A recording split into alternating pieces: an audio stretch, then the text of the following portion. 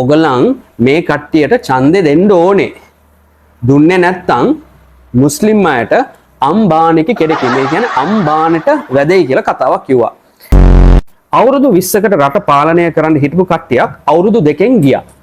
මේ අවුරුදු 2කින් ගියේ. එතකොට අංක 20 අංක 2 දවස් 20ක පොඩි දිලිඳු ළමයෙක් පොඩි බබෙක් ක්‍රිමේට් කරපු එහෙම නැත්නම් ආදාහනය කරපු හින්දාද අපි අද දවසේ ආදාහනය ගැනයි භූමදානය ගැනයි පොඩ්ඩක් කතා කරමුද? අපි ඒ ගැන කතා කරන්න කලින් මම ඒ ගැන කතා කරන්නේ ඇයි මේ ඇවිල්ලා අවුරුදු 6ක සංවත්සරය කියලා කියන්න බෑ. නමුත් අපි අවුරුදු 6ක් මේ ගැන කතා කරලා තිනවා. කොවිඩ් හින්දා වෙච්ච ආදාහනයයි භූමදානයයි ප්‍රශ්නේ පොඩ්ඩක් පැත්තකින් තියලා අපි ගමු ලංකාවේ මේ රජයත් එක්ක සිද්ධ වෙච්ච දෙයක්. ඒ කියන්නේ දැන් මේන් රජයේ ඉන්නවනේ. ඒගොල්ලන්ට කලින් කට්ටියක් හිටියානේ. ඒ අයත් නෙමෙයි. ඊට කලින් හිටපු කට්ටිය හිටියානේ. රයිට්. ඊට කලින් හිටපු කට්ටිය පවර් එකට එද්දි ඡන්දෙට යද්දි ඒ අයත් එක්ක හිටපු පාර්ලිමේන්තු මන්ත්‍රී කෙනෙක් මුස්ලිම් පාර්ලිමේන්තු මන්ත්‍රී කෙනෙක් කිව්වා ඔගලන් මේ කට්ටියට ඡන්දෙ දෙන්න ඕනේ. දුන්නේ නැත්නම් මුස්ලිම් අයට අම්බානික කෙරෙකි. මේ කියන්නේ අම්බානිට වැදෙයි කියලා කතාවක් කිව්වා. ඒත් එක්ක යාගේ මූණත් එක්ක මෙම්ස් ගොඩාකුත් හැදුවා. යා කිව්වේ මොන ආගියුමන්ට් එකෙන් දන්නවද? මෙන්න මේ කට්ටිය අවුරුදු 20කට ඒක යාගේ වචනෙන්ම කියනවා අවුරුදු 20කට රට පාලනය කරයි කියලා. අවුරුදු 20කට රට පාලනය කරන්න හිටපු කට්ටියක් අවුරුදු 2කින් ගියා.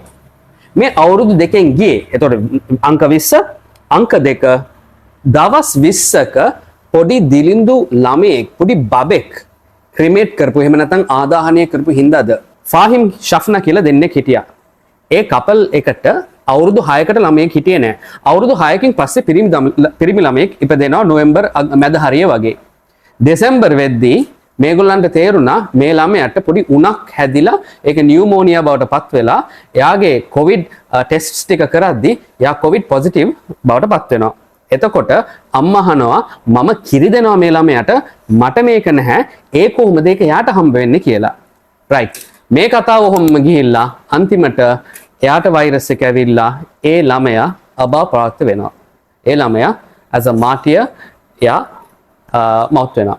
මෙන්න මේ ළමයා මවුත් වුණාම ඔන්න තාත්තට by force එයාට සයින් කරන්න කියලා කොලයක් දෙනවා. ඔයා ආදාහනයට එකඟ වෙනවා කියලා කියන්න. හැබැයි යා එකට එකඟ වෙන්නේ නැහැ. මේත් එක්කම සමහර මුස්ලිම් උලමාවරු ආදාහනය ගැන කතා කරද්දී ඔය ඇෂස් ගැන මෙන්න මේව එක විදියට කතා කරා. தகனம் செய்த பிறகு அதனுடைய சாம்பல் அது முழுதாக தந்துட்டாங்கன்னா அதை கொண்டு போயிட்டு அடக்கம் செய்யறது. அதுல ஒரு போர்ஷன் ஒரு பகுதியை தந்தாலும் அதை கொண்டு போய் நாங்க அடக்கம் செய்யற காரியத்தை செய்யறது தான் எங்களுக்கு மார்க்கத்துடைய வழிகாட்டல். අපි ඒ ගැන වෙන දවසක අපි කතා කරමු. රයිට්. මේ දරුවව by force කැමැත්තෙන් නෙමෙයි අකමැත්තෙන් රයිට් ෆෝස් කරලා ක්‍රිමේට් කරා දවස් 20ක ළමයෙක්. මේ දවස් 20ක ළමයාගේ ක්‍රිමේෂන් එකෙන් පස්සේ තමයි මෙන්න මේ ආණ්ඩුවේ මේ කලබල ආවේ. එතකොට මේ ඔක්කොමත් එක කනෙක්ෂන් එකක් තියනවාද කියලාද වහිතන්නේ? මොකද්ද වහිතන්නේ කියන එක පොඩ්ඩක් අපිට බලලා කියන්න. also ලෝකේ රටවල් 190ක කියලා තිබ්බා ආදාහනයත් ඕකේ භූමදානයත් ප්‍රශ්නයක් නෑ කියලා. ලෝක සෞඛ්‍ය සංවිධානයෙන් කියලා තිබ්බා භූමිදානය කරාට ප්‍රශ්නයක් නෑ. අපේ පොත්පත්වල තිබ්බා භූමිදානය කරාට ප්‍රශ්නයක් නෑ. නමුත් ඒ අය ඒකට එකග වුණේ නෑ.